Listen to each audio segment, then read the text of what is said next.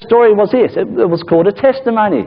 And it was about her husband, and how they became to be Christians. Would I be interested in hearing it? And I said, well, I've got plenty of time, and if it's going to make you happy, let's go, let's say it. So we sat there, and she started to tell me a story about her husband and about what he had done to them as a family. And you know, it was amazing, eh? Because every time she mentioned something that he had done, it wasn't good, believe me, it was like a big mirror went up and went in, and I said to her, you know what? I done that to my family too. And she said, did you? And I said, yeah. I said, I did exactly the same thing. And then she'd go on and she'd say about something else in their life that happened that wasn't real good. She said, and he done that too, and it's the same again. I said, no. I said, you know what? I did that too. You know, and I said, oh, wow. And she said, well, you know what? She said, Richard, she said, I love him. I would never get rid of him for anything, for quids. And I said, what do you mean? I said, after he's done all that bad stuff. I said, you know, why would you want to stay with him? And she said, well, he made a decision not long ago, and he asked Jesus to come and live in his heart. And his whole life changed. He's a new man. And I went, fair dinkum. She said, yeah. She said, I love him that much now. I said, he's such a great man, you know. And I said, fair dinkum. She goes, yeah. She said, you know what? She said, Jesus takes all the bad stuff out of you, you know, and puts in good stuff. She said, so if you ever want to, you know, become a different person, right, and you want to meet Jesus, you come and see me before you leave this hospital, and I'll take you through a prayer, and the prayer is called the prayer of salvation. And I thought, okay then, I'll think about it. She says, oh, okay then, okay. So anyway, I looked at my watch, and it was getting pretty late actually, and I said, well, look, I've got to go. So she went her way and I went my way, and I went down to the dorms where we were staying and went to sleep. And you know what? I mustn't have been asleep very long. And all of a sudden, I started to have this dream. And in this dream, I was in the operating theatre. And I was really tall, you know, about this high. I was tall enough that I could see over everything. And I thought, you know, I'm looking around, I could see over there, I could see the operating table and the big lights and the surgeons and everything, and I thought, I want to see what's going on over there. So I started to move towards that operating table, and I found myself looking over the shoulders of the surgeon. And I'm looking down, you see, and I could see he's got these glasses, and they've got lights in them and magnifying glasses, and I'm looking, and it was like I was looking through those magnifying glasses, and I thought, oh, they're operating on my daughter. This is Tanya there, you know, like this. And I'm watching the operation. I could see him, and they opened up the little chest cavity, and he took out a little heart, you know, and he put it onto the table, you see, and he started doing stuff with it. And I'm thinking, oh wow, this is unbelievable. I'm actually in the operating theatre with my daughter being operated on, right? And he does all these things, and he patches up all these things, and he puts the little heart back in, you see, and he sews all these things back together inside like that, and anyway he gets these two little prongs. And he pronged it like this, and I'm thinking, oh, that's the start thing, you know, to start the heart, and I'm waiting for the heart to go beep, beep, beep, beep, beep, beep, like this, you know. And it did it. So he looks around like this at him again, they all looked at each other, and he gets the two little prongs, and he pronged it again. And I'm waiting to see it go boom, boom, boom, boom, boom. And it's not starting. And you know what? I could feel my own heart in my chest going boom, boom, boom, boom, boom, boom. Because I'm thinking, start like this. So anyway, he gets the two little prongs. He looks at all of them again, like they all move their hands away, and he goes like this. And no sooner did he went to go like that, this hand came through his belly, came out of his belly, and it was bright as those lights there. And it came out through his belly, went underneath the sheets, and sat right in that chest cavity where her little heart was, eh? And I looked, and I said, that must be the hand of God.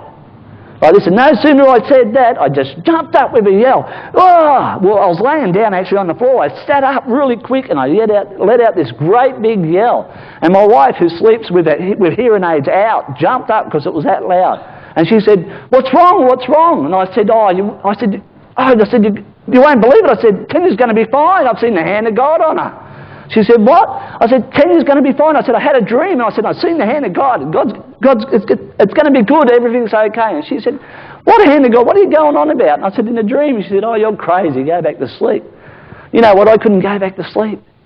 I was just so excited, and I knew something had happened. I knew I had really seen something. So I got up and I went and made a cup of tea, and I'm walking up and down thinking about what that woman said, you know. What she said to me, and I'm thinking, the hand of God. The hand of God. That was real. And I couldn't wait for Sharon to wake up, you know. I'm thinking, come on, Sharon, wake up. I couldn't sleep the rest of that night, eh. So I'm up waiting, 6 o'clock, 6:30, and I thought, 7 o'clock, she's got to be awake now, so I go flying down there to find her. She's awake. I go, I'm glad you're awake. She said, what are you going on? What was this dream thing last night you were going on about? And I said, I met this woman last night, and she told me about Jesus and told me all about God and that. And I said, and I had this dream, and the hand of God was on our daughter, on Tanya, in Tanya's heart. And she's going, whoa, she can't believe all this kind of thing's happening. I said, look, it's true. I've seen the hand of God. I know Tanya's going to be all right. So anyway, I thought, well, she's mostly thinking I'm crazy or something, because here's me, the drug addict, alcoholic that used to lie and steal from a purse, things like that, just so I can go out and have a drink or a bet or get some drugs. She's mostly thinking this is another con job or something, and I'm thinking, she's thinking that, but it wasn't. I knew it was true. I knew inside my heart something had happened. So anyway, I thought, how can I prove to her that this is real? And I thought, the woman.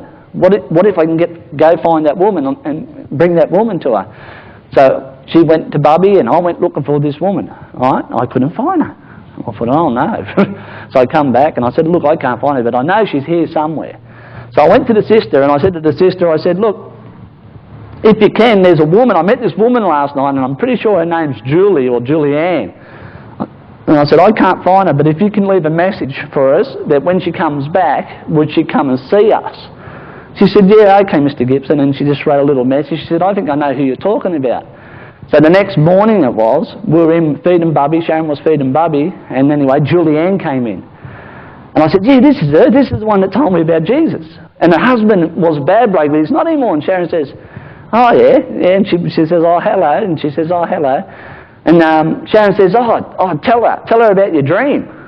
And I said, yeah, hey, Julianne, I said, you've got to hear what happened. She said, what? I said, I had this dream. After I talked to you the other night, I fell asleep and I had this dream. And in the dream, I seen the hand of God, and it was on my daughter, and told her how it happened, just like I just told you. And she said to me, she said, Richard, she said, that hand's not only on your daughter, but that hand, the hand of God, is on you. And I sat back and I thought, I think you're right. I think it really is on me, eh? And Sharon's mostly thinking, oh, this is all too much. Mum's mostly more worried about Bubby than anything, Yet all this is happening in the background. My sister's, I had this burden on my sister, not seeing her for over 15 years. She's dying of cancer. We're in hospital. My daughter's about to have open heart surgery. I get this woman come to me that tells me this miraculous story about how Jesus saved her and her husband's marriage and how they lived so good. And I thought, well, it's most probably a whole lot to really believe in at that time. But it was true. I just knew what I had seen, and what she said to me had something to do with it. So she said, Richard, well, what are you going to do about it? And I said, well, you know what? I think I want to meet this bloke named Jesus. She said, are you fair dinkum? And I said, yeah, I really do. I think I want to meet this bloke named Jesus. So she said, well, look, she said, if you can meet me and my husband at 6 o'clock, and she looked at her watch, she said, at 6 o'clock tonight on the step, she said, we'll lead you through a prayer called the Prayer of Salvation. She said, and you can ask Jesus to come and live in your heart.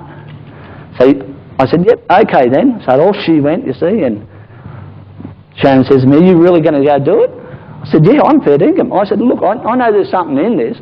I reckon, there's more to this than just happening. And she said, well, okay then. Okay. So Mummy's more worried about Bubby. See, she's not really worried about what's going on in my life at that time, but more worried about what's going on with her little Bubby. So 6 o'clock come. I'm there early, actually. I'm there about 10 to 6. I'm down there, you see, and I'm thinking, are they coming? Yeah, sure enough, I see this car pull up, and I'm looking down the car park. Sure enough, it's her and this bloke, and it was her husband.